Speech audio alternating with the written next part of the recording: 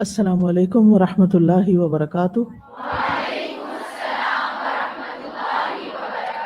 کیا حال ہے سب کا؟ الحمدللہ۔ کچھ غور و فکر کا عمل جاری رہا، کیونکہ اللہ تعالیٰ کا حکم ہے نا، فَاقْصُصِ الْقَصَصَ لَعَلَّهُمْ يَتَفَكَّرُونَ، قصہ بیان کیجئے تاکہ غور و فکر کریں۔ تو کل کا کوئی غور و فکر بتا سکتے ہیں آپ؟ جی مائک لیجئے۔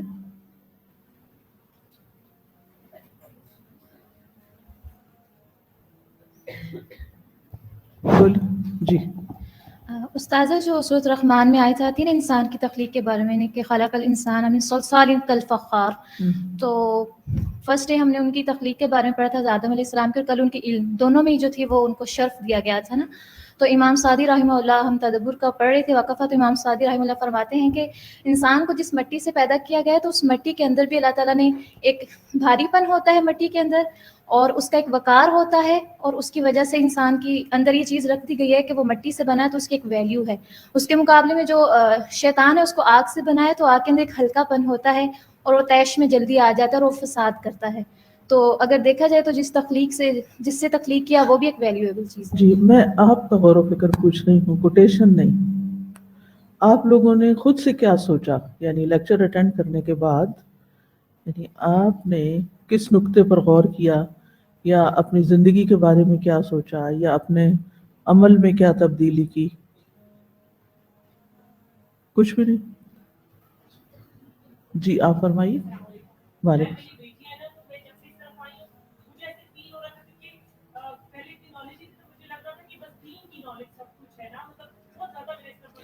جی ہاں۔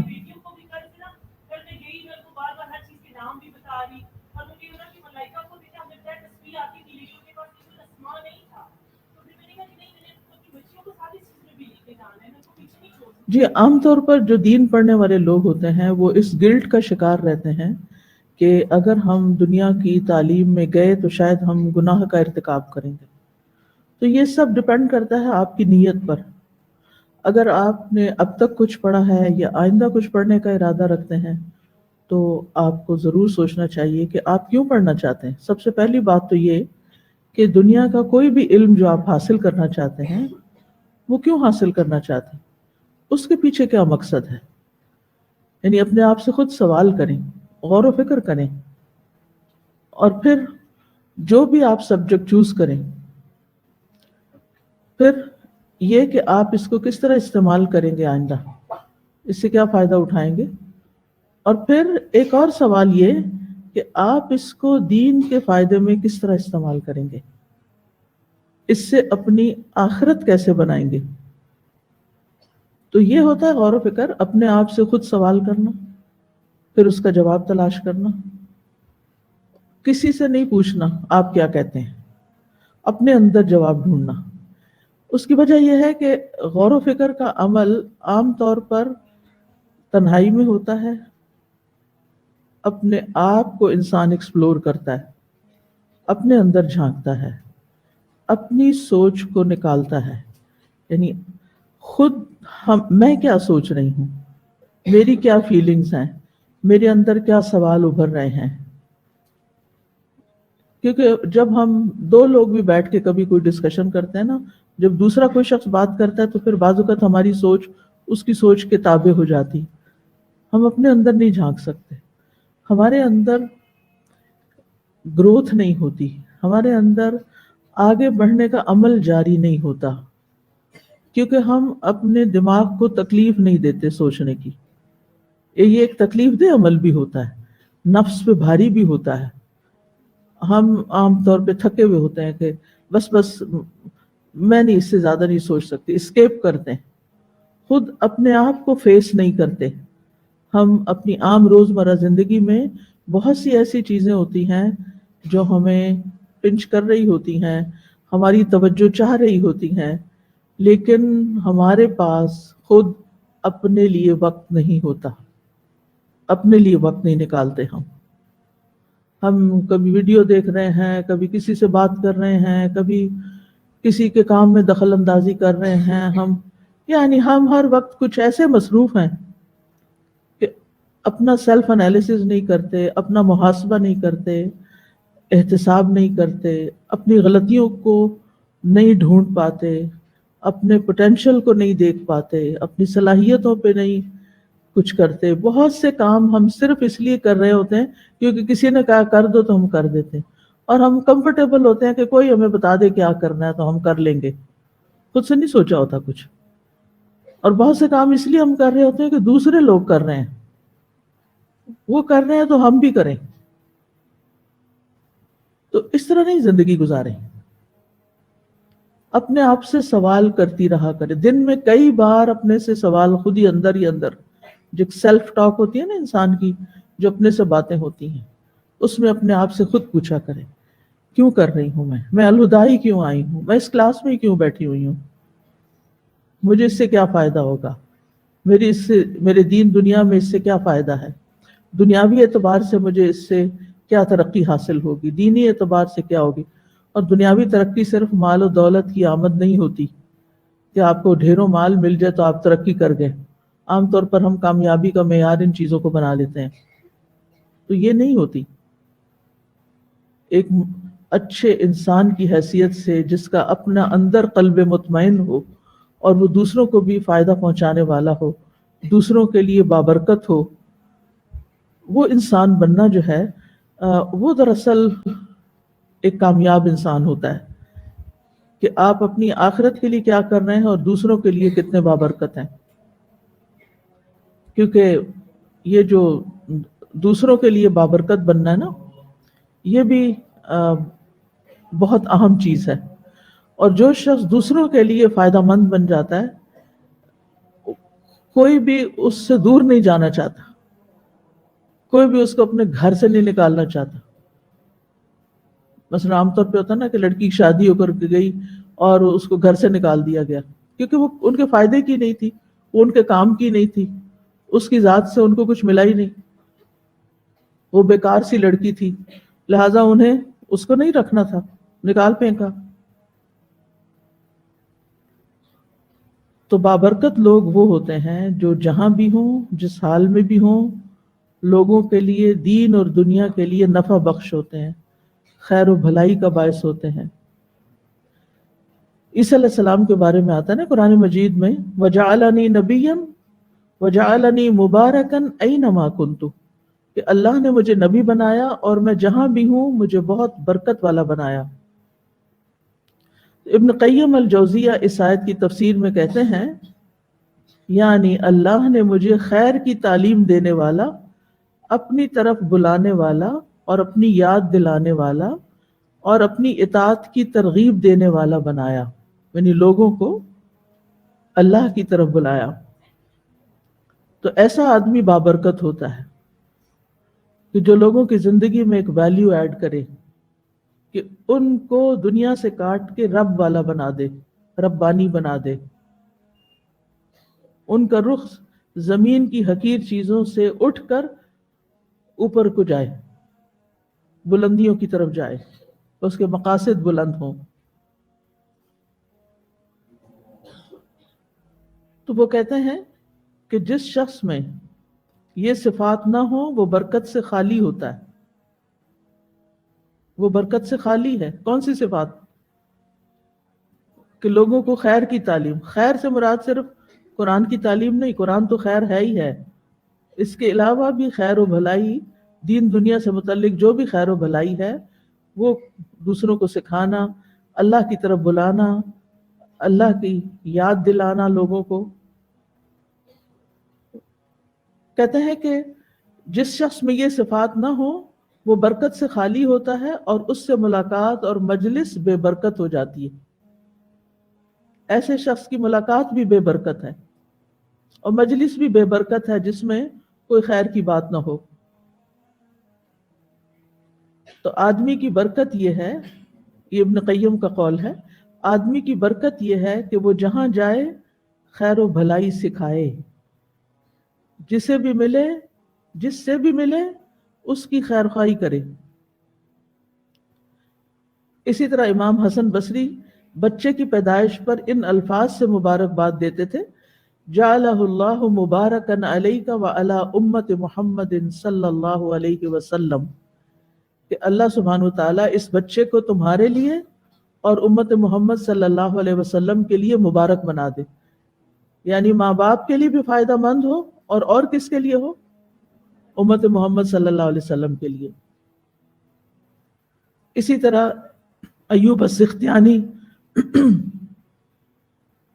ایوب السختیانی کو جب کوئی اپنے نومولود کی مبارک دیتا تو یہی دعا دیتے تھے۔ کتنے لوگ ہوتے ہیں جن کے پاس ڈھیروں معلومات ہوتی ہیں لیکن وہ کسی کو کچھ بھی نہیں بتاتے، ان کی ذات سے کسی کو کوئی فائدہ نہیں پہنچتا، لیکن کتنے ہی کم علم لوگ ہوتے ہیں لیکن ان سے بیسیوں لوگ فائدہ اٹھا جاتے ہیں۔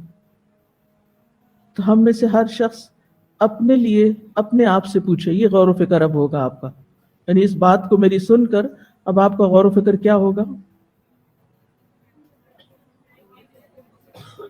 کہ میں اس جگہ موجود ہوں، میں یہاں کسی کو کیا خیر پہنچا سکتی ہوں، میں اپنے گھر میں ہوں تو گھر والوں کو کیا خیر پہنچا سکتی ہوں، میں اپنی والدہ کے پاس جا کر بیٹھی ہوں تو ان کے لیے کیا خیر کی بات کر سکتی ہوں، ان کو کیا فائدہ پہنچا سکتی ہوں، میں اپنے بہن بھائیوں کے درمیان ہوں تو ان کو کیا فائدہ پہنچا سکتی ہوں، میں اپنے روم میٹس کے ساتھ ہوں ان کو کیا فائدہ پہنچا سکتی ہوں۔ تو مومن جہاں بھی ہوتا ہے بابرکت ہوتا ہے، اور فاجر فاسق جہاں بھی جاتا ہے نحوست ساتھ لے کے جاتا ہے۔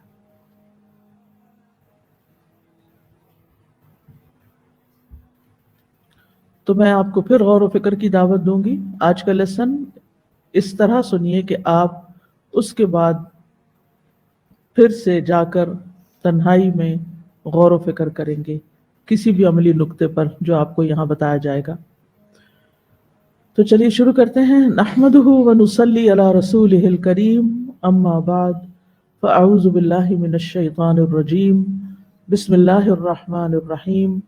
رب اشرح لی صدری ویسر لی امری واحلل عقدۃ من لسانی یفقہوا قولی۔ الحمد للہ الذی خلق الانسان وسواہ وعلمہ وکرمہ وفضلہ واستخلفہ، لا الہ الا اللہ وحدہ لا شریک لہ، یخلق ما یشاء ویختار۔ ہر قسم کی حمد اللہ کے لیے ہے جس نے انسان کو پیدا کیا اور اسے درست بنایا اور تعلیم دی اور اسے عزت اور فضیلت دی اور اسے خلیفہ بنایا۔ اللہ کے سوا کوئی معبود برحق نہیں، وہ اکیلا ہے، اس کا کوئی شریک نہیں، وہ جو چاہتا ہے پیدا کرتا ہے اور جس کو چاہتا ہے منتخب کر لیتا ہے، چن لیتا ہے۔ نحن نقص عليك أحسن القصص بما أوحينا إليك هذا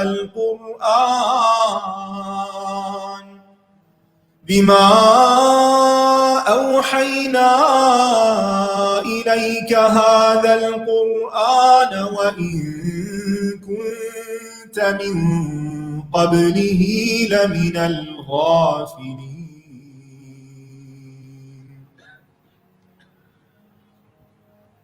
ہم آدم علیہ السلام کے بارے میں پڑھ رہے تھے۔ پچھلی آیات میں بیان ہوا کہ اللہ تعالیٰ نے آدم علیہ السلام کو علم کی بنا پر فضیلت دی اور انہیں ایسا علم سکھایا جو فرشتوں کے پاس نہیں تھا۔ چنانچہ فرشتوں نے اللہ سبحانہ وتعالیٰ کے علیم اور حکیم ہونے کا اعتراف کر لیا اور اس بات کو بھی تسلیم کیا کہ وہ ایک ادنا سی چیز کی معرفت سے بھی قاصر تھے جو اللہ نے ان کو نہیں سکھائی، اور انہوں نے اس حقیقت کا اعتراف کیا کہ اللہ تعالیٰ نے ان پر فضل کیا اور انہیں وہ سکھایا جو وہ نہ جانتے تھے۔ سبحانک لا علم لنا الا ما علمتنا یعنی تو نے ہمیں بھی سکھایا، بس ہم وہ جانتے ہیں جو آپ نے ہمیں سکھایا ہے۔ تو یہ ایک طرح سے اعتراف بھی ہے اور اپنی کم علمی کا بھی اعتراف ہے کہ اس کے علاوہ ہمارے پاس کچھ نہیں ہے، ہم اور کچھ نہیں جانتے. کتنی عاجزی ہے، اور اللہ سبحانہ وتعالیٰ کی عظمت کا اور اس کی نعمت اور احسان کا کیسا اعتراف ہے. اب اس کے بعد کیا ہوتا ہے؟ فرشتوں کے سامنے آدم علیہ السلام کا مقام واضح ہو جاتا ہے کہ جن ناموں کو وہ نہیں بتا سکے، اب آدم علیہ السلام سے جب پوچھا گیا تو انہوں نے وہ نام بتا دیے. تو آج ہم شروع کریں گے آیت نمبر 33 سے. قال يا آدم أنبئهم بأسمائهم فلما أنبأهم بأسمائهم قال ألم أقل لكم إني أعلم غيب السماوات والأرض وأعلم ما تبدون وما كنتم تكتمون. فرمایا اے آدم انہیں ان کے نام بتاؤ. پھر جب اس نے انہیں ان سب کے نام بتا دیے تو فرمایا کیا میں نے تمہیں کہا نہ تھا کہ بے شک میں آسمانوں اور زمین کے غیب جانتا ہوں، اور میں جانتا ہوں جو کچھ تم ظاہر کرتے ہو اور جو کچھ تم چھپاتے ہو. قال، اللہ تعالیٰ نے فرمایا. کس سے؟ آدم علیہ السلام سے. پکارا، یا آدم، اے آدم، انبئہم، انہیں بتا دو. کیا؟ باسمائہم، ہم آ رہا ہے، پھر ہاؤلائی کے بعد ہم آ رہا ہے، اور کل ہم اس پہ بات کر چکے ہیں کہ ہم کیوں ہے. ان سب کے نام بتا دو.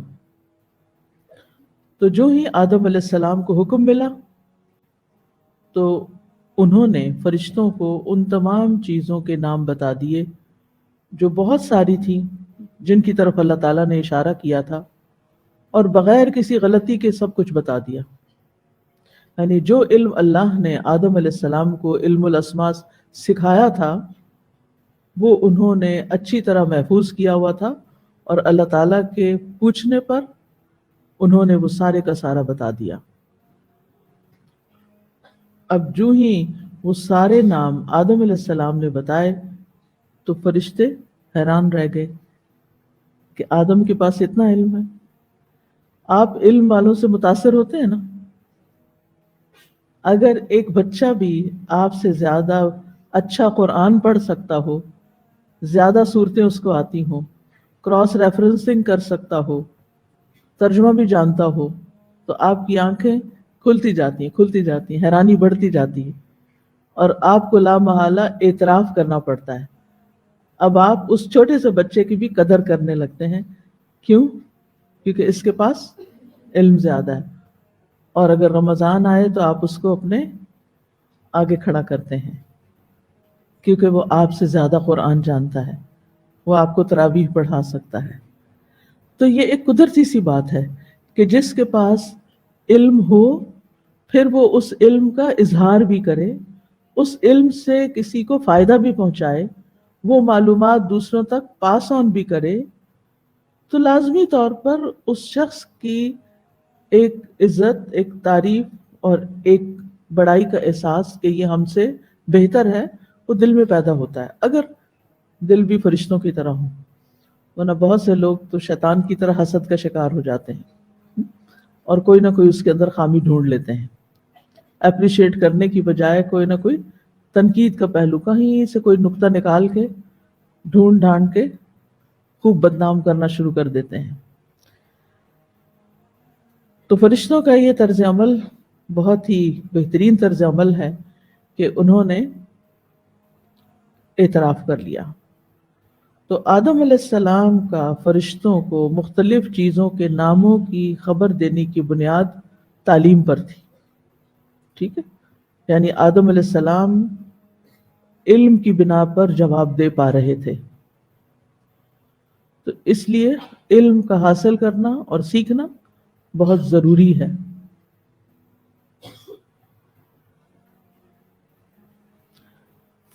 بہت سے لوگ ایک اس طرح کا شکوہ کرتے رہتے ہیں، ایک احساس کمتری کا شکار رہتے ہیں، ہر جگہ گلا شکوہ کرتے ہیں، ناراض رہتے ہیں اپنے آپ سے بھی، لوگوں سے بھی. کوئی ہمیں پوچھتا نہیں، کوئی ہماری قدر نہیں کرتا، کوئی ہماری تعریف نہیں کرتا، کوئی ہم سے محبت نہیں کرتا.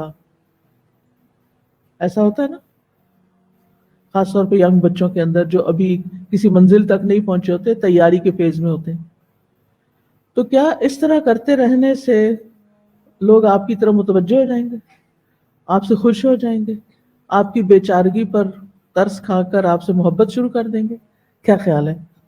آپ کی عزت شروع کر دیں گے کہ اس بیچارے کو بڑا گلا ہے کہ کوئی اس کی عزت دے گا، چلو میں ہی کر دیتی ہوں. ایسے کوئی کرتا ہے؟ نہیں.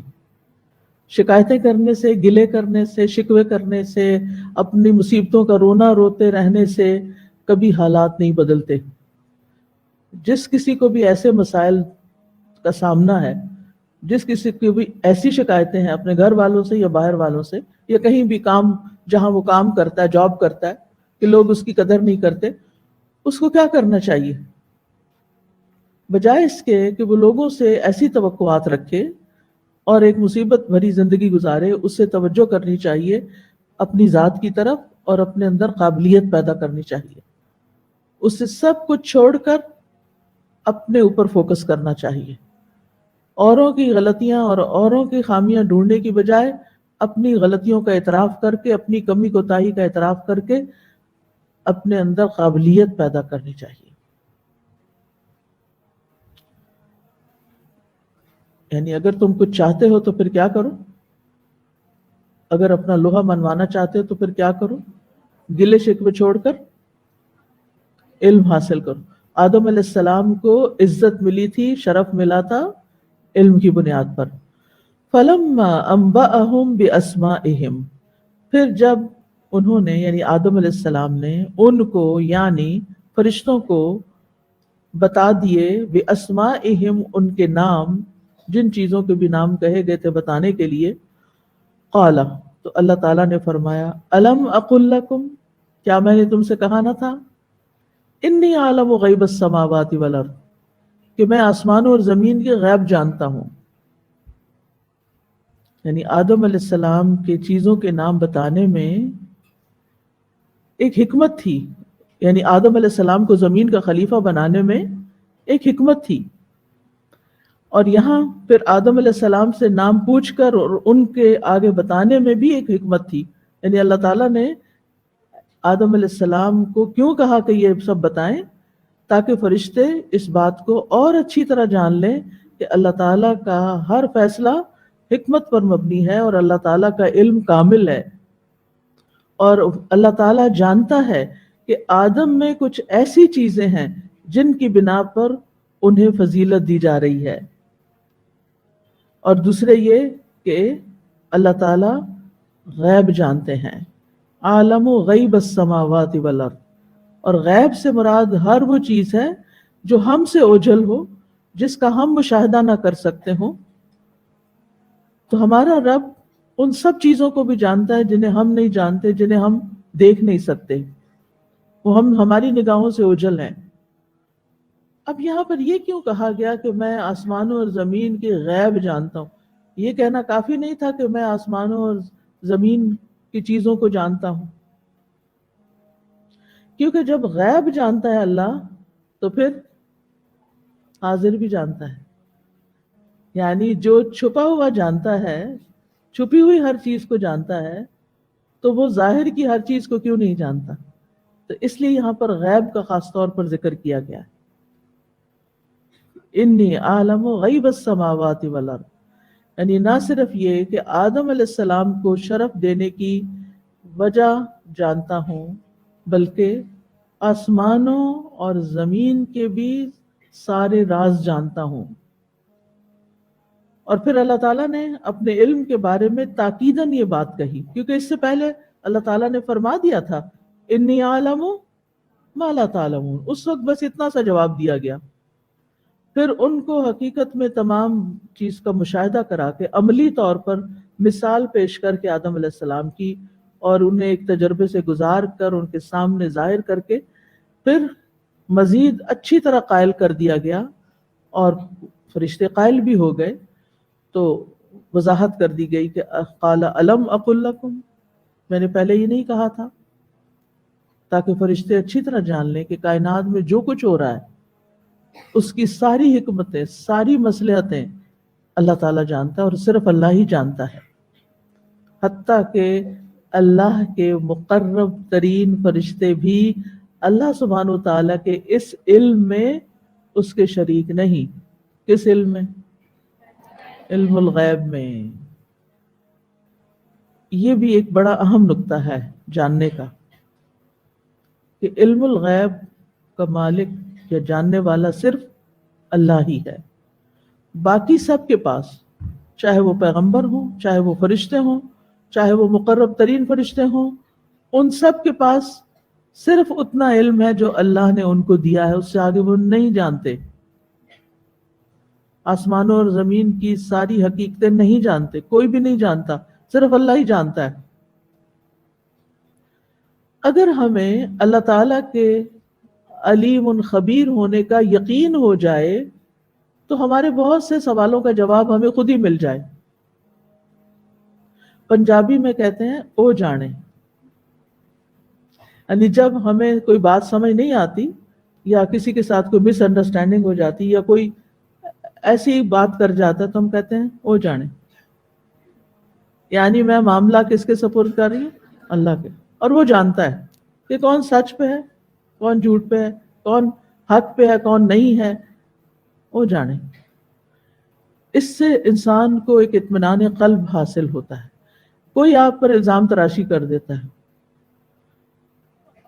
آپ دوسرے کو ایک حد تک جواب دیتے ہیں، یا آپ سمجھتے ہیں کہ اس کو جواب دینے کا بھی فائدہ نہیں، کیونکہ یہ اس لیے الزام نہیں لگا رہا کہ اسے جواب چاہیے، اسے وضاحت نہیں چاہیے، اس کو صرف اپنے دل کی بھڑاس نکالنی ہے.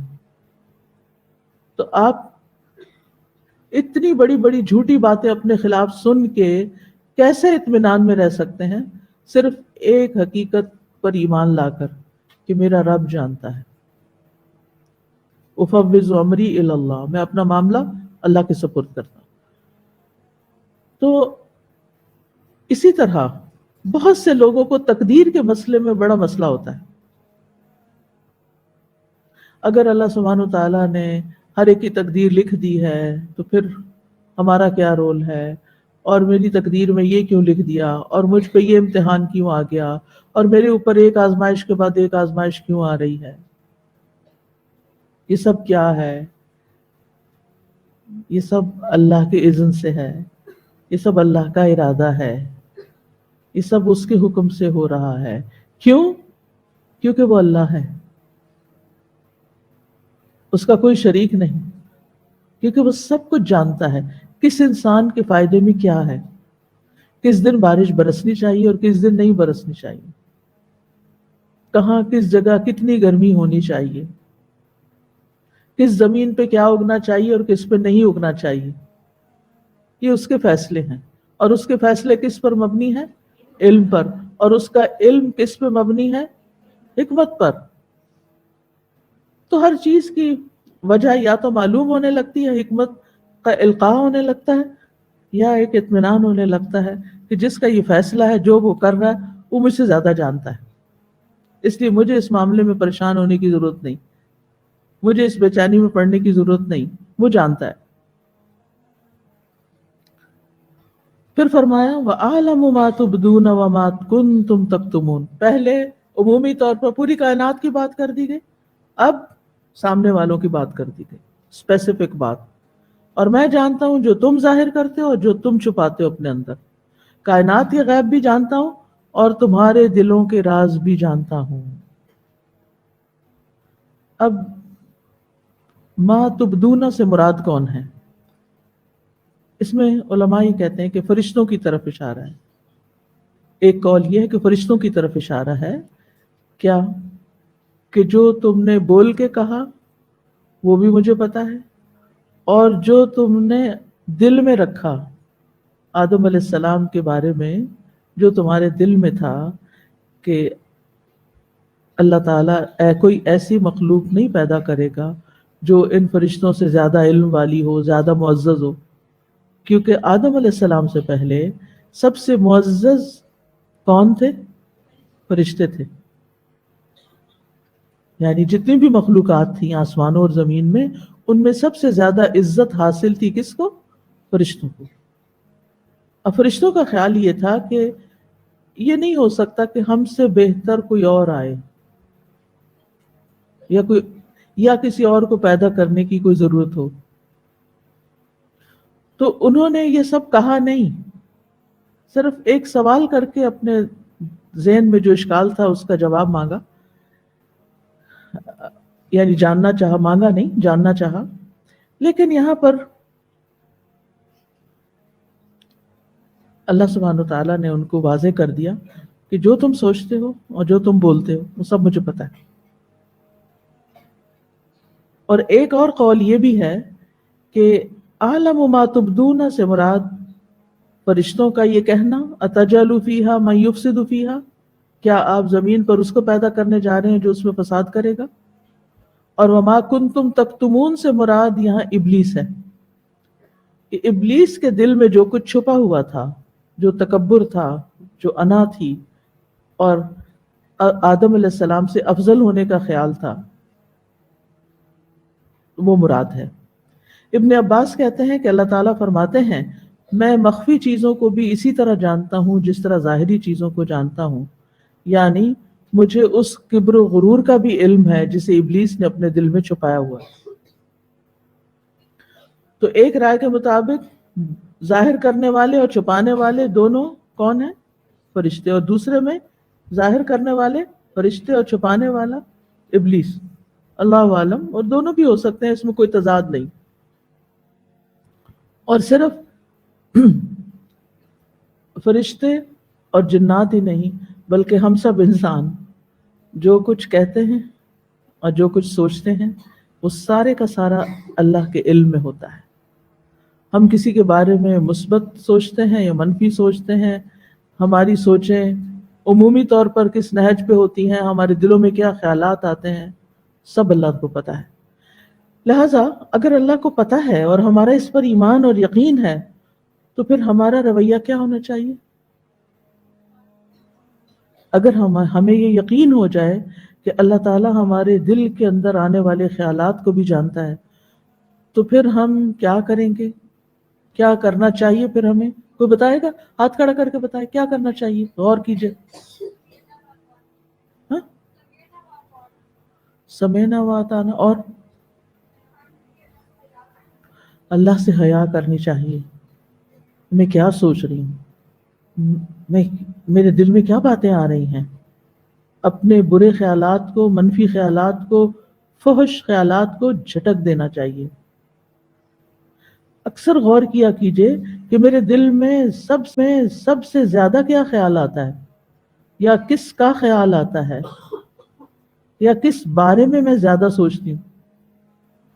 اکثر لوگ کہتے ہیں نا اصل میں مشکل یہ کہ میں بہت زیادہ سوچتی ہوں، میں بہت سینسیٹیو ہوں اس لیے بہت سوچتی ہوں، لیکن کبھی ہم اپنے آپ کو الاؤ نہیں کرتے کہ اپنی سوچ کو بھی ذرا چیک کریں، کیونکہ ہم یہ بھولے ہوئے ہوتے ہیں کہ ہمارا رب ہماری سوچوں سے واقف ہے، ہم اس سے نہیں چھپا سکتے کچھ بھی۔ تو جس دن یہ احساس ہو گیا نا آپ کے اندر اور یہ یقین پختہ ہو گیا کہ میرا رب دل کے خیالات تک سے واقف ہے، یعنی پتہ ہے ہمیں لیکن ہمیں یقین نہیں، تو پھر آپ اپنے دل کی بھی حفاظت کریں گے، پھر آپ اپنے خیالات کی حفاظت کریں گے۔ اور جب انسان اپنے خیالات کی حفاظت کرتا ہے تو تبھی انسان کے اندر تقویٰ آتا ہے۔ التقویٰ ہا ہونا، تقویٰ بچنے کا نام ہے نا، تو پھر انسان برے خیالات سے بھی بچتا ہے جس کا اللہ کے سوا کسی کو بھی پتہ نہیں ہے۔ مثلا میں کسی کے بارے میں برا سوچتی ہوں، اس کو تو نہیں پتا، کس کو پتا ہے؟ اللہ کو۔ اللہ کو یہ بھی پتا ہے کہ میں یہ اس خیال میں حق پر ہوں یا ناحق سوچ رہی ہوں، کیا میں اس خیال یعنی جو بھی کسی کے بارے میں میں سوچ رہی ہوں یہ میں درست بھی سوچ رہی ہوں یا نہیں سوچ رہی۔ تو اس طرح ہمیں اپنی سوچ کو بھی درست کرنے کا موقع ملتا ہے۔ انسان ایک کانشیس زندگی بسر کرتا ہے۔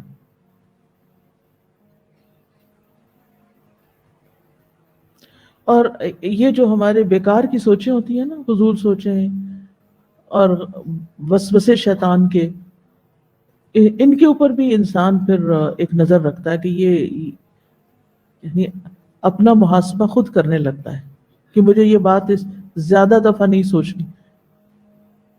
کتنے خیالات انسان کو پریشان رکھتے ہیں اور وہ توکل کے منافی ہوتا ہے. اگر اس وقت فوراً سوچے میں کیوں پریشان ہو رہی ہوں، اللہ ہے نا، میرا رب ہے، وہ میرے دل کے حال جانتا ہے، وہ میری آہیں اور میری پکاریں اور میری دعائیں وہ سب سنتا ہے، اور وہ زیادہ جانتا ہے کہ میری پکار کا جواب کب دینا ہے، یعنی میری دعا کب قبول کرنی ہے، مجھے وہ چیز کب عطا کرنی ہے جو میں اس سے مانگ رہی ہوں. اصل میں ہم وہی ہیں جو ہم سوچتے ہیں، لیکن ہم اپنے سوچنے کی طرف توجہ بہت کم کرتے ہیں.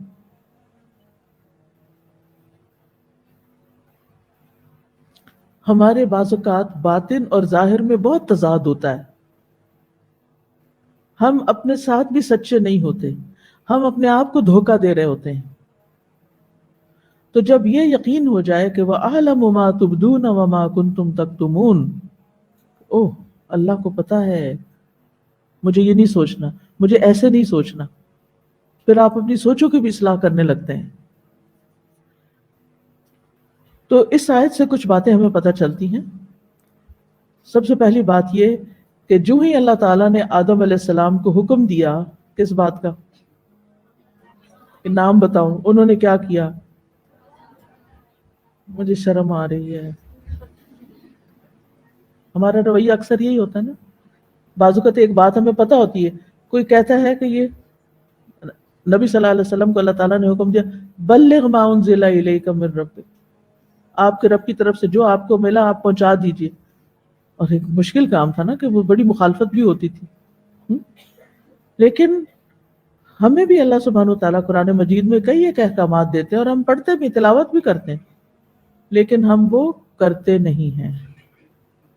تو یہاں آدم علیہ السلام کو اللہ تعالیٰ نے حکم دیا، فعل امر ہے، انبئہم، بتاؤ انہیں. تو انہوں نے کیا کیا؟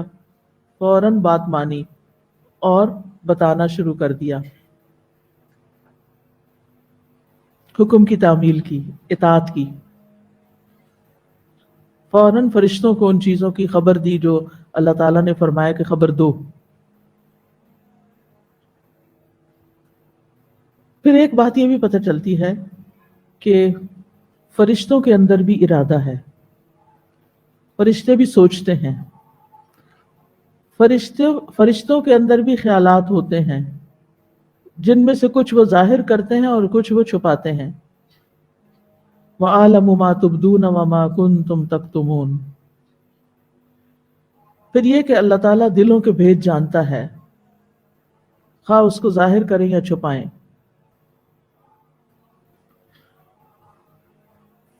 فرشتے دل و دماغ رکھتے ہیں، ان کے اندر وہ محبت بھی کرتے ہیں، وہ محبت بھی کرتے ہیں کس سے؟ ایمان والوں سے، جن سے اللہ محبت کرتا ہے. اور وہ ڈرتے بھی ہیں، یعنی ان کے اندر خوف بھی ہے، محبت بھی ہے، خشیت بھی ہے. یعنی مختلف جو کیفیات ہمارے اندر پائی جاتی ہیں ان کے اندر بھی پائی جاتی ہیں. جیسے قرآن مجید کی ایک آیت ہے حَتَّى إِذَا فُزِّعَ عَنْ قُلُوبِهِمْ قَالُوا مَاذَا قَالَ رَبُّكُمْ قَالُوا الْحَقُّ وَهُوَ الْعَلِيُّ الْكَبِيرُ. یہاں تک کہ جب ان کے دلوں سے گھبراہٹ دور کر دی جائے گی اور وہ باہم کہیں گے تمہارے رب نے کیا فرمایا، یعنی فرشتے ایک دوسرے سے پوچھتے ہیں کیا فرمایا رب نے، تو وہ کہیں گے حق فرمایا اور وہ بہت بلند اور بہت بڑا ہے. تو اس سے کیا پتہ چلتا ہے کہ ان کے اندر گھبراہٹ بھی ہوتی ہے. وہ ایمان والوں کے لیے دعائیں بھی کرتے ہیں، استغفار کرتے ہیں. پھر یہاں اس آیت سے اللہ تعالیٰ کے علم کی وسعت کا پتہ چلتا ہے کہ اس کا علم دیکھی جانے والی چیزوں اور پوشیدہ چیزوں سب کے ساتھ تعلق رکھتا ہے. غائب ہو یا حاضر، کوئی حرکت کرے یا سکون اختیار کرے، اللہ کو سب پتہ چل جاتا ہے. سورۃ الانعام کی آیت اللہ تعالیٰ کے علم کے بارے میں بتاتی ہے وَعِندَهُ مَفَاتِحُ الْغَيْبِ لَا يَعْلَمُهَا إِلَّا هُوَ وَيَعْلَمُ مَا فِي الْبَرِّ وَالْبَحْرِ وَمَا تَسْقُطُ مِنْ وَرَقَةٍ إِلَّا يَعْلَمُهَا وَلَا حَبَّةٍ فِي ظُلُمَاتِ الْأَرْضِ وَلَا رَطْبٍ وَلَا يَابِسٍ إِلَّا فِي كِتَابٍ مُبِينٍ۔ اسی کے پاس غیب کی کنجیاں ہیں جنہیں اس کے سوا کوئی نہیں جانتا۔ اللہ اکبر، غیب کو بھی کوئی نہیں جانتا، اور غیب کی جو کنجیاں ہیں ان کو بھی کوئی نہیں جانتا کہ وہ کہاں ہیں، جن سے غیب تک پہنچا جا سکے۔ تو پھر احساس ہوتا ہے نا کہ ہم کیا جانتے ہیں، تو پھر علم کا تکبر ختم ہو جاتا ہے نا، اور انسان کو واقعی حقیقت میں احساس ہونے لگتا ہے واللہ عالم، واللہ عالم بالصواب۔ یہ جو علماء لکھتے ہیں نا فتاوی کے آخر میں، تو یہ ایسے ہی نہیں لکھ دیتے، کیونکہ کچھ لوگوں کو اپنے علم کا بڑا زوم ہوتا ہے، وہ سمجھتے ہیں جو کچھ جتنا ہم جانتے ہیں یہ سب سے زیادہ ہے، ہم سب سے زیادہ جانتے ہیں، اور تکبر کا شکار ہو جاتے ہیں۔ اور علم کا تکبر بدترین تکبر ہوتا ہے۔ علم والے کو ہمبل ہونا چاہیے، اپنی غلطی کے اعتراف میں بھی دیر نہیں لگانی چاہیے۔ پھر فرمایا وَيَعْلَمُ مَا فِي الْبَرِّ وَالْبَحْرِ، خشکی پر، زمین میں، سمندر میں جو کچھ ہے سب کچھ وہ جانتا ہے۔ وَمَا تَسْقُطُ مِنْ وَرَقَةٍ إِلَّا يَعْلَمُهَا، اور کوئی پتا نہیں گرتا مگر وہ اس کو جانتا ہے۔ کچھ درختوں کے پتے اتنے گھنے ہوتے ہیں، پچھلے دنوں کو ہاٹ جانا ہوا تو وہاں جس جگہ پر ہم ٹھہرے ہوئے تھے وہاں دیوار کے اوپر وہ جو ایک بیل ہوتی ہے نا جو پوری دیوار کو کور کر لیتی ہے، بالکل ایک ایسے شیٹ سی بچ جاتی ہے، تو میں نے کسی سے کہا کہ صرف اتنے ایریے کے 1 فٹ لمبا چوڑا، صرف اتنے ایریے کے مجھے پتے گن کے دکھاؤ۔ بہت مشکل کام تھا، وہ اتنے گھنے پتے تھے کہ ایک پہاڑ لگ رہا تھا ان کو گننا۔ میں نے کہا اللہ سبحانہ وتعالیٰ کو یہ سارے پتوں کی تعداد پتہ ہے، حتیٰ کہ ان میں سے ایک گرتا ہے تو وہ بھی اللہ کو پتہ ہے کہ کہاں گرا، گر کے کیا ہوا اس کے ساتھ، کتنا وسیع ہے اس کا علم۔ جب بارش ہوتی ہے نا تو کبھی بارش کو دیکھتے ہوئے سوچا کریں کہ یہ ایک قطرہ جو گرا ہے آسمان سے، یہ اللہ کو پتا تھا کہ اس نے یہاں گرنا ہے، اور یہ اب سے نہیں پتا، کب سے پتا ہے؟ جی کب سے پتا ہے؟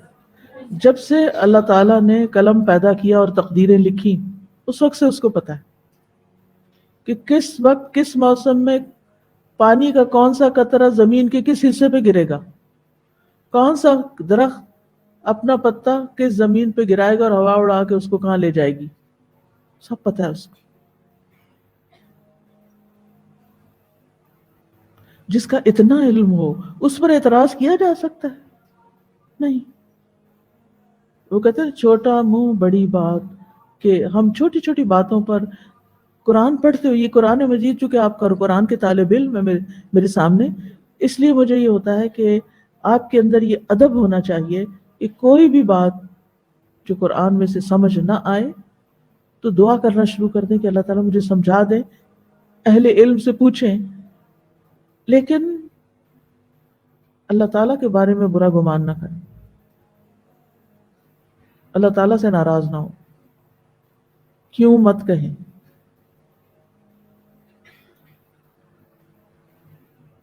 وَلَا حَبَّةٍ فِي ظُلُمَاتِ الْأَرْضِ، اور زمین کے اندھیروں میں کوئی بیج جو گرا ہوا ہے وہ بھی اللہ کو پتا ہے۔ جب آپ پودا آپ نے کبھی سیڈز کو پھینکتے ہوئے دیکھا ہے اور پھر اس کے بعد زمین کو دیکھا، پتہ نہیں وہ کہاں گم ہو جاتے ہیں، پھر وہ نکلتے ہیں ایک وقت میں۔ وَلَا رَطْبٍ وَلَا يَابِسٍ، نہ کوئی تر چیز نہ کوئی خشک، اس کے علاوہ تیسری تو کچھ ہے نہیں، یا چیزیں خشک ہیں یا تر ہیں۔ الا فی کتاب مبین، مگر ایک کھلی کتاب میں یہ سب کچھ لکھا ہوا ہے، یعنی اللہ سبحانہ وتعالیٰ کا علم لکھا ہوا بھی ہے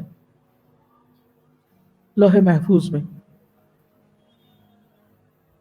تو آج کا آپ کا جو کام ہے نا غور و فکر کرنے کا اللہ سبحانہ وتعالیٰ کی صفت العلیم پر، کل ہم نے بات کی تھی نا علم حاصل کرنا چاہیے، اور آج ہم نے اس پہ غور و فکر کرنا ہے کہ اللہ تعالیٰ کیا کچھ جانتا ہے، اور اس پر بیٹھ کے غور و فکر کریں۔ کوئی بھی چیز دیکھیں نیچر کی، یہ انسانوں کی بنائی ہوئی چیزیں نہیں، باہر نکل کے رات کے وقت نکلیں، ستارے دیکھیں، دن کے وقت نکلیں، پودے دیکھیں، پودے کے قریب چلی جائیں اور اس کو قریب سے دیکھیں، باریکی سے دیکھیں، اس کی ایک رگ کو دیکھیں.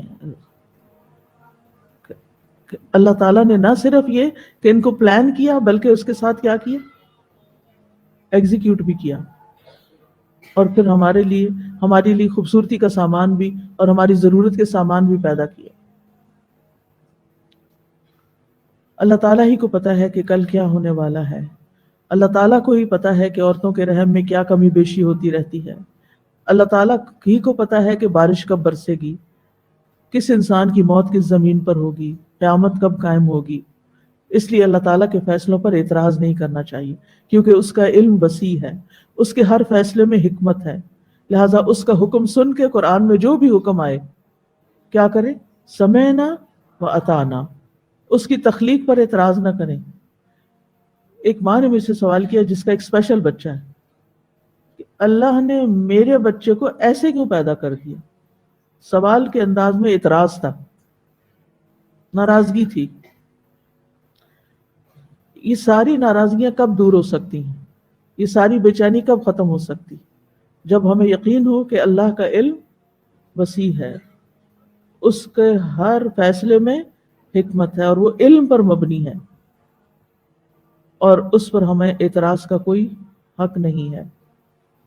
میں تو عام طور پہ یہ کہتی ہوں کہ اللہ نے ان ماؤں کو چنا کیونکہ اللہ کو پتا تھا کہ یہ انسانوں کے لیے جو ایک سبق لینے والی چیز ہے، یعنی اسپیشل لوگ جو ہوتے ہیں وہ ہمارے لیے بہت بڑا سبق ہوتے ہیں کہ اللہ تعالیٰ ہمیں ایسا بھی بنا سکتا تھا. اب جو نعمتیں اللہ نے ہمیں دی ہیں، جسم میں سارے اعضاء پرفیکٹ دیے ہیں، تو اس پر بہت زیادہ شکر ادا کرنے کی ضرورت ہے. تو میں نے ان سے یہ کہا کہ اللہ نے آپ کو چنا ہے کیونکہ اللہ کو پتا تھا کہ آپ یہ بوجھ اٹھا سکتی ہیں، اور اللہ تعالیٰ آپ کے بچے کو دوسروں کے لیے ایک نشانی بنائے ہوئے ہے. اللہ کے فیصلے پہ ناراض نہ ہوں اور نہ ہی دل تنگ ہو، خوشی سے اس ذمہ داری کو نبھائیں. الٹیمیٹلی سبھی نے چلے جانا ہے.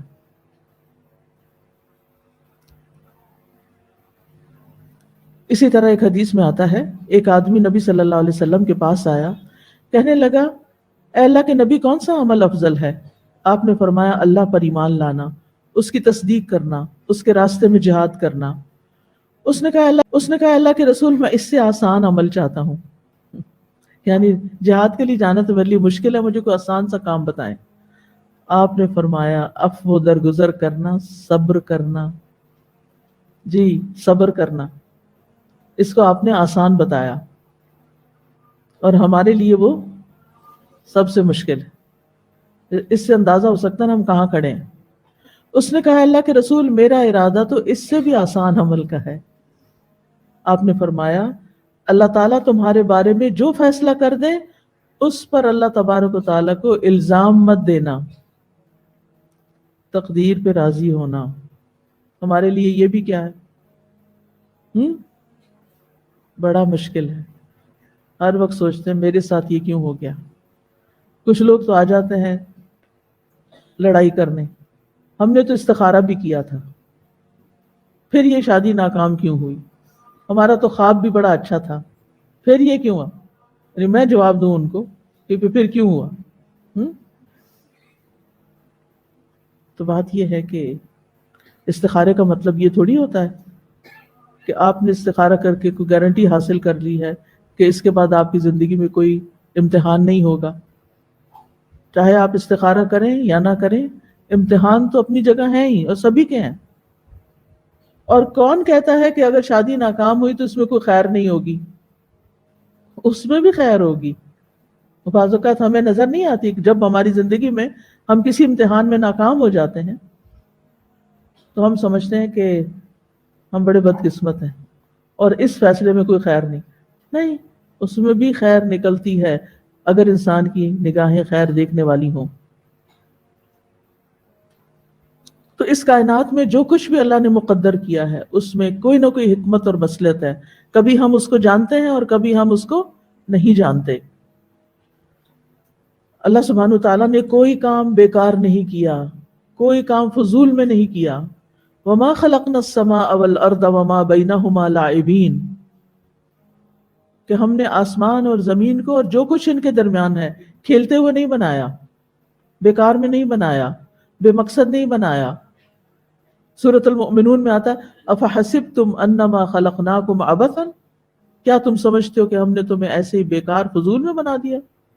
وانکم الینا لا ترجعون، اور تم ہمارے پاس واپس نہیں لوٹائے جاؤ گے. سورۃ القیامہ میں آتا ہے ایحسب الانسان ان یترک سدی، انسان سمجھتا ہے ایسے ہی بے شتر مہار اونٹ کی طرح ایسے ہی بیکار چھوڑ دیا جائے گا، اس کا حساب کتاب نہیں ہوگا. پھر اس آیت سے ہمیں یہ بات بھی سمجھ میں آتی ہے کہ ہم سب کو اللہ کے فیصلوں کے آگے فرما بردار رہنا چاہیے. ابو درداء کہتے ہیں ایمان کی چوٹی اور بلندی 4 چیزوں میں ہے: اللہ کے فیصلے پہ صبر کرنا، تقدیر پہ راضی رہنا، اللہ پر توکل کرنے کے لیے اخلاص سے کام لینا، اور رب عز و جل کے ہر حکم کو تسلیم کرتے ہوئے اس کے سامنے فرما برداری کا اظہار کرنا. امام ابن قیم کہتے ہیں اللہ کی تقدیر پہ راضی ہونا اللہ تک پہنچنے کا بہت بڑا دروازہ ہے، اور دنیا کی جنت ہے، اور عبادت گزاروں کی آرام گاہ ہے، اور شوق رکھنے والوں کی آنکھوں کی ٹھنڈک ہے. جو بھی تقدیر پہ راضی ہو جائے اس کو یہ سب کچھ نصیب ہوتا ہے. جو اپنے دل کو تقدیر پر راضی کرنے کے ساتھ بھر لیتا ہے، اللہ اس کے دل کو بے نیازی اور امن سے بھر دیتا ہے. پھر وہ بار بار الجھتا نہیں یہ میری زندگی میں کیوں ہو گیا، کیوں ہو گیا. اس کو اپنی محبت کے لیے خالی کر لیتا ہے. سبحان اللہ. یعنی ہر انسان کی زندگی میں کوئی نہ کوئی ایسی چیز ہوتی ہے نا جس کے بارے میں وہ سوچتا ہی ہے تو اس کو تکلیف شروع ہو جاتی ہے کہ ایسا کیوں ہوا میرے ساتھ، یا ایسا کیوں ہو رہا ہے، یا یہ کیا ہو گیا، یہ کیوں ہو گیا. ہر انسان کے اندر کچھ نہ کچھ کشمکش چل رہی ہوتی ہے. لیکن جو اللہ کے فیصلے پہ راضی ہو گیا کہ یہ اللہ کا فیصلہ تھا نا، اس لیے یہ ہو گیا، اس لیے ہونا تھا، ایسے ہی ہونا تھا. تو دنیا کی حقیقت سمجھ میں آتی ہے نا کہ دنیا جنت نہیں ہے. اب یہ تو ہونا تھا نا، یہ تکلیف آنی تھی. لہٰذا انسان پھر اس سے، ان چیزوں سے جو انسان کو اپنی طرف کھینچنے والی ہوتی ہیں، اللہ سے غافل کرنے والی ہوتی ہیں، انسان جب ان سے دور ہوتا ہے تو پھر اس کا دل خالی ہو جاتا ہے. کس کے لیے؟ اللہ کی محبت کے لیے، اور اس کی طرف متوجہ ہو جاتا ہے، اور وہ شخص اپنے رب پر ہی توکل کرتا ہے. اور جس سے اللہ کے ساتھ راضی ہونے میں سے کوئی حصہ چھوٹ جاتا ہے اور اس کا دل اس کے برعکس چیزوں سے بھر جاتا ہے، اور جس چیز میں اس کی خوش نصیبی اور فلاح ہوتی ہے وہ اس سے پھر جاتا ہے. پھر یہ کہ تقدیر پر جو راضی ہوتا ہے اس کو راحت اور کشادگی نصیب ہو جاتی ہے. ابن مسعود رضی اللہ عنہ کہتے ہیں اللہ تبارک و تعالی نے اپنے انصاف اور علم کی وجہ سے راحت اور کشادگی کو یقین اور رضا میں رکھا ہے، اور غم اور پریشانی کو شک اور ناراضگی میں رکھا ہے. نہیں سمجھ آئی آپ کو؟ راحت اور کشادگی کو کس میں رکھا؟ یقین میں اور رضا میں. غم اور پریشانی کو کہاں رکھا ہے؟ شک اور ناراضگی میں. تو غم سے نکلنے کے لیے کیا کرنا چاہیے؟ اللہ سے ناراضگی چھوڑ دیں، تقدیر سے ناراض ہونا چھوڑ دیں،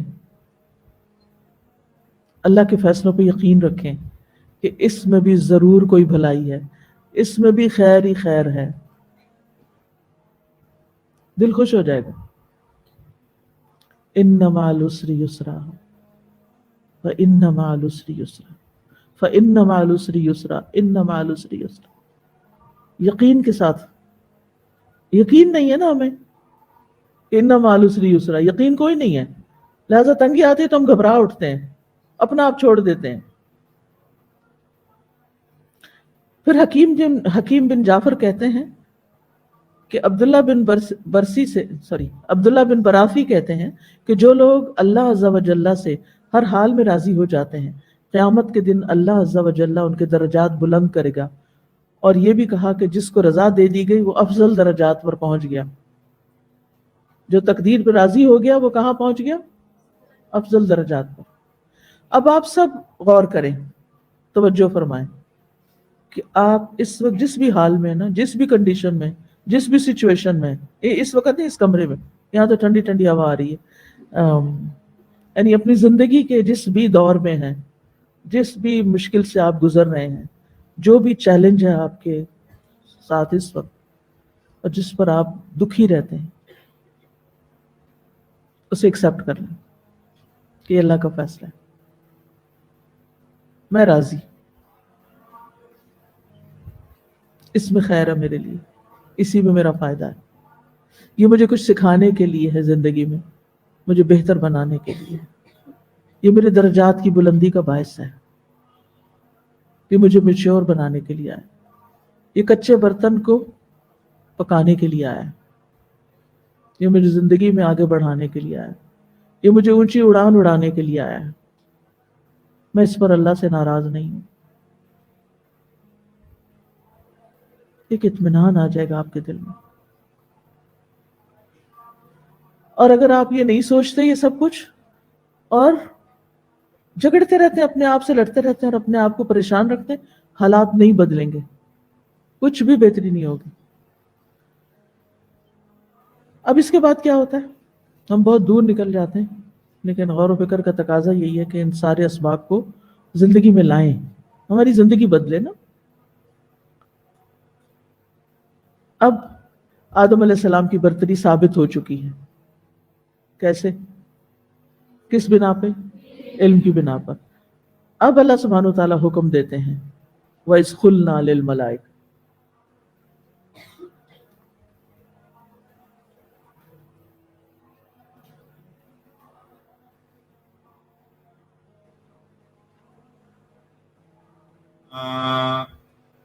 نبأهم بأسمائهم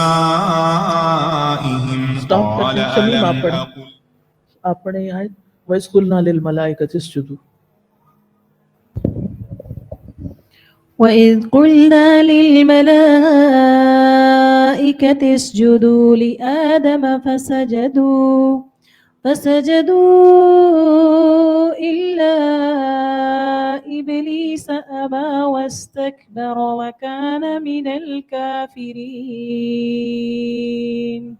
اور جب ہم نے فرشتوں سے کہا کہ آدم کو سجدہ کرو تو ان سب نے سجدہ کیا سوائے ابلیس کے, اس نے انکار کر دیا اور تکبر کیا اور وہ کفر کرنے والوں میں سے ہو گیا, انکار کرنے والوں میں سے ہو گیا. اب آدم علیہ السلام کو سجدے کا حکم ملتا ہے اور ابلیس اس کا انکار کر دیتا ہے.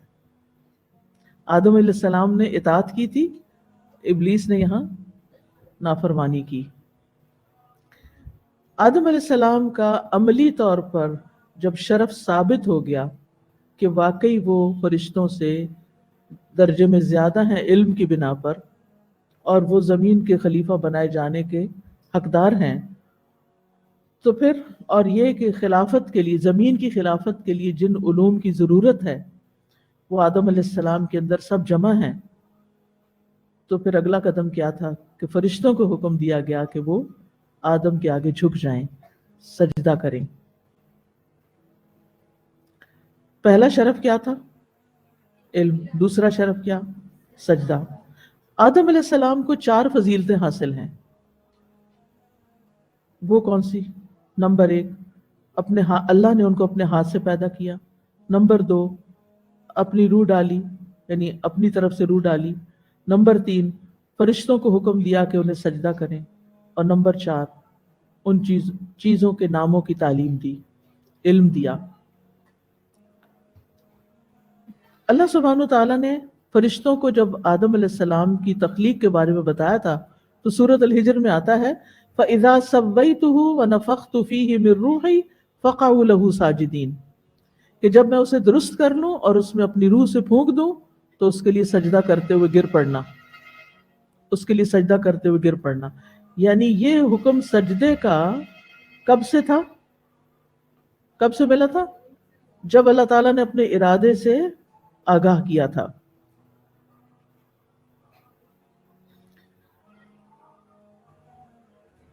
تو وَإِذْ قُلْنَا لِلْمَلَائِكَةِ اسْجُدُوا لِآدَمَ, اور جب ہم نے ملائکہ سے کہا کہ آدم کو سجدہ کرو, اس وقت تو انہیں انفارم کیا جا رہا تھا پہلے کہ ایسا ہوگا تو پھر تمہیں سجدہ کرنا ہوگا, اور جب وہ ہو گیا تو پھر کہا کہ اب کرو. سورۃ الحجر میں یہ بھی آتا ہے وَإِذْ قَالَ رَبُّكَ لِلْمَلَائِكَةِ إِنِّي خَالِقٌ بَشَرًا مِّن صَلْصَالٍ مِّنْ حَمَإٍ مَّسْنُونٍ فَإِذَا سَوَّيْتُهُ وَنَفَخْتُ فِيهِ مِن رُّوحِي فَقَعُوا لَهُ سَاجِدِينَ۔ سجدہ کیا ہوتا ہے؟ سجدے کا لغوی مطلب ہوتا ہے جھکنا، عاجزی کرنا، اور اس معنی میں یہ انسان، حیوانات اور جمادات سب کے حق میں عام ہے۔ وہ قرآن مجید میں آتا ہے نا وَلِلَّهِ يَسْجُدُ مَن فِي السَّمَاوَاتِ وَالْأَرْضِ، اور آسمانوں اور زمین میں جو بھی ہے اللہ ہی کو سجدہ کر رہا ہے، یعنی اللہ کے آگے جھکا ہوا ہے، اللہ کے آگے عاجزی اختیار کیے ہوئے ہے۔ اور جھکنے کے مختلف درجے بھی ہوتے ہیں، مثلا کسی کے آگے تعظیم کے طور پہ سر جھکانا، ایسے کر لینا، یہ بھی جھکنا ہے۔ پیشانی اور ناک کو زمین پر رکھ دینا، یہ بھی سجدہ ہے۔ شرعی لحاظ سے سجدے کا مطلب ہے عبادت کی غرض سے ناک اور پیشانی کو زمین پہ لگانا۔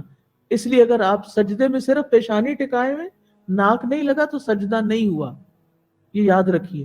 کچھ لوگ ایسے پنجوں پہ اٹھ کے سجدہ کرتے ہیں کہ صرف سر ٹکاتے ہیں، ناک ان کا پیچھے ہی رہ جاتا ہے، یہ ناک نہیں لگتا زمین پہ۔ تو میک شور کہ سجدہ کرتے ہوئے ناک بھی زمین پہ لگے۔ کامل سجدہ جو نبی صلی اللہ علیہ وسلم نے ہمیں بتایا وہ 7 اعضاء پر ہے، 2 ہتھیلیاں، 2 گھٹنے، 2 قدم، پیشانی اور ناک، ٹھیک ہے، ایک پیشانی اور ایک ناک۔ تو سجدہ یہاں پر کیا ہے؟ سجدہ حقیقی معنوں میں یعنی یہاں سجدہ حقیقی معنوں میں ہے، لیکن یہ عبادت کا سجدہ نہیں تھا، کیونکہ غیر اللہ کی عبادت تو ہر حال میں شرک ہے، جس کی اجازت کسی بھی امت میں کبھی بھی نہیں ہوئی۔ تو اللہ تعالیٰ فرشتوں کو شرک کرنے کا حکم تو نہیں دے سکتے تھے، بلکہ یہ سجدہ تعظیم کا سجدہ تھا جو پہلی امتوں میں جائز تھا، ہماری امت میں یہ بھی حرام ہے۔ جیسے پچھلی امتوں میں بہن سے نکاح جائز تھا لیکن ہماری امت میں حرام ہے۔ تو سابقہ شریعتوں میں سجدہ تعظیم جائز تھا، ٹھیک ہے۔ جیسے یوسف علیہ السلام کو سجدہ کیا کس نے؟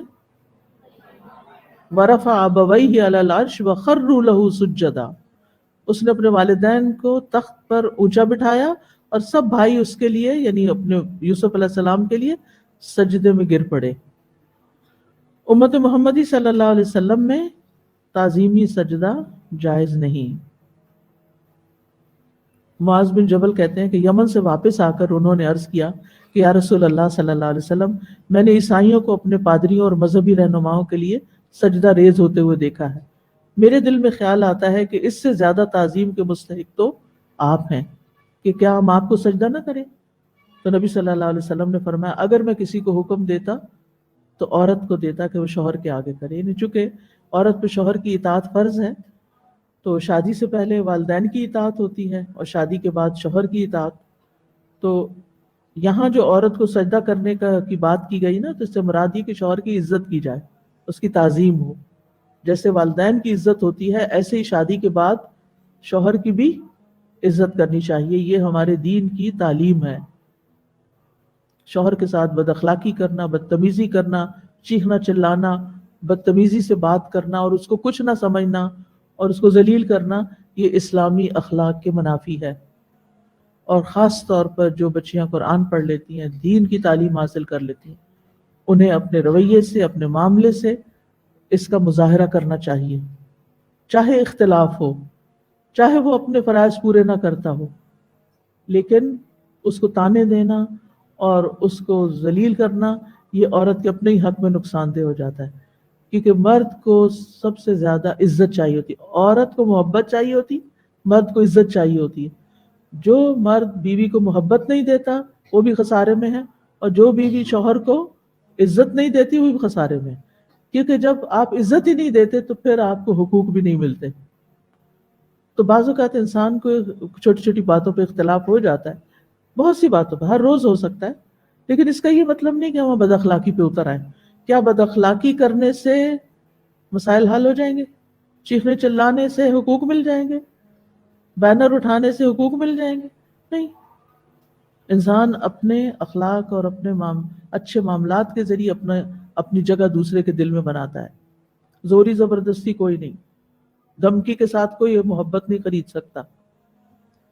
تو اب کیا ہوا؟ فسجدوا الا ابلیس، ابلیس کے سوا سب فرشتوں نے سجدہ کر لیا، ابلیس نے حکم نہیں مانا. قرآن مجید میں آتا فسجد الملائکۃ کلھم اجمعون، سب فرشتوں نے سجدہ کر لیا.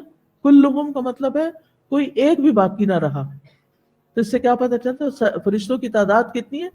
انگنت. انگنت سے مراد یہ نہیں کہ وہ ہم نہیں گن سکتے، اللہ سب کچھ گن سکتا ہے. یعنی آسمان پر 4 انگلی بھی جگہ نہیں جہاں کوئی نہ کوئی فرشتہ اللہ کی عبادت میں مصروف نہ ہو، اور آسمان فرشتوں کے بوجھ سے چرچرا رہا ہے. اتنے زیادہ فرشتے، سبھی جھک گئے. کلہم اجمعون، اگر کلہم ہوتا نا صرف تو ہم کہتے وہ جو اس وقت وہاں موجود تھے. نہیں، جب فرشتوں کو حکم ملا جو جہاں بھی تھا اس سب تک حکم پہنچ گیا اور سب آدم کے آگے جھک گئے اور ایک ہی وقت میں جھکے. یعنی الگ وقتوں میں نہیں، ایک ہی وقت میں سب سجدہ کیا سب نے. آپ سوچئے، منظر کو امیجن کیجئے، منظر امیجن کیجئے، آدم علیہ السلام سارے فرشتے ان کے آگے جھکے ہوئے. کتنی عزت دی اللہ نے آدم کو. اس کے باوجود ان کے اندر تکبر نہیں آیا. ہمیں کوئی 1-2 لوگ بھی عزت دے دیں تو ہم پتہ نہیں اپنے آپ کو کیا سمجھنے لگتے. اب یہاں ہے کہ ابلیس نے سجدہ نہیں کیا، کیا وہ فرشتوں میں سے تھا؟ نہیں، قرآن کی نص سے یہ بات ثابت ہے کہ ابلیس جن تھا. کان من الجن ففسق عن امر ربی، وہ جنوں میں سے تھا، اس نے اپنے رب کے حکم کی نافرمانی کی. ابلیس کی تخلیق کس سے ہوئی تھی؟ آگ سے. اور فرشتوں کی؟ نور سے. تو نہیں ہے نا پھر ابلیس. وہ خود کہتا ہے کہ آپ نے مجھے آگ سے پیدا کیا. جب وہ آگ سے پیدا ہوا تو پھر وہ فرشتہ تو نہ ہوا. اور پھر آپ دیکھیے کہ ابلیس نے اللہ کے حکم کی نافرمانی کی، جبکہ فرشتے نافرمانی نہیں کرتے. لا یعصون اللہ ما امرہم ویفعلون ما یؤمرون، وہ اللہ کے حکم کی نافرمانی نہیں کرتے، جو وہ کہتا ہے وہ کر دیتے ہیں. پھر یہ کہ عباد المکرمون لا یسبقونہ بالقول وہم بامرہ یعملون. فرشتوں کی ایک اور صفت یہاں بیان ہوئی سورۃ الانبیاء میں کہ وہ فرشتے عزت دیے گئے ہیں، وہ اس سے بات کرنے میں، کس سے؟ اللہ تعالیٰ سے. وہ اللہ تعالیٰ سے بات کرنے میں آگے نہیں بڑھتے، یعنی آگے بڑھ چڑھ کے نہیں بولتے، بلکہ اس کے حکم پر عمل پیرا ہوتے ہیں. جو حکم ملتا ہے کر لیتے ہیں. اور پھر یہ کہ بالکل بھی گناہ نہیں کرتے. اب ابلیس جو ہے وہ فرشتوں میں کیوں شامل ہو گیا تھا؟ اس کو کیوں حکم ملا تھا؟ اس کو بھی حکم ملا تھا. اللہ تعالیٰ فرماتے ہیں سورۃ الاعراف میں اذ امرتک، میں نے تجھے بھی حکم دیا تھا کہ تم بھی سجدہ کرو. اس کی وجہ عموماً یہ بتائی جاتی ہے کہ وہ اپنی عبادت گزاری کی کثرت کی بنا پر اعزازاً فرشتوں میں شامل ہو گیا تھا. اگر وہ فرشتوں میں شامل تھا یا نہیں، دونوں صورتوں میں اللہ نے فرشتوں کو حکم دیا اور اس کو بھی حکم دیا. اچھا، اب ہونا تو یہ چاہیے تھا کہ جیسے فرشتے جھک گئے وہ بھی جھک جاتا، لیکن اس نے کیا کیا؟ ابا، انکار کر دیا. ابا جو ہے شدت سے انکار کے لیے آتا ہے، یعنی کسی صورت پھر ماننا ہی نہیں، اکڑ جانا. واستکبر، اور تکبر کیا، اپنے آپ کو بڑا سمجھا. آدم علیہ السلام کے مقابلے میں اپنی بڑائی ظاہر کی.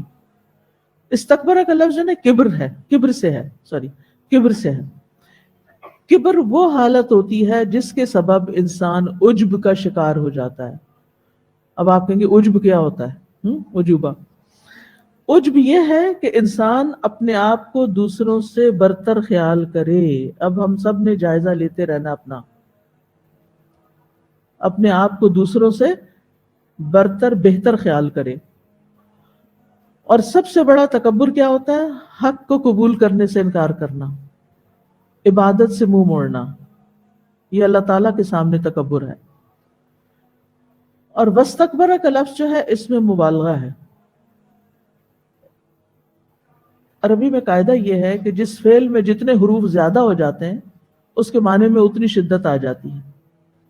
تو استکبار کا معنی ہوتا ہے تکبر میں بڑھ جانا. ٹھیک ہے، استکبار کیا ہے؟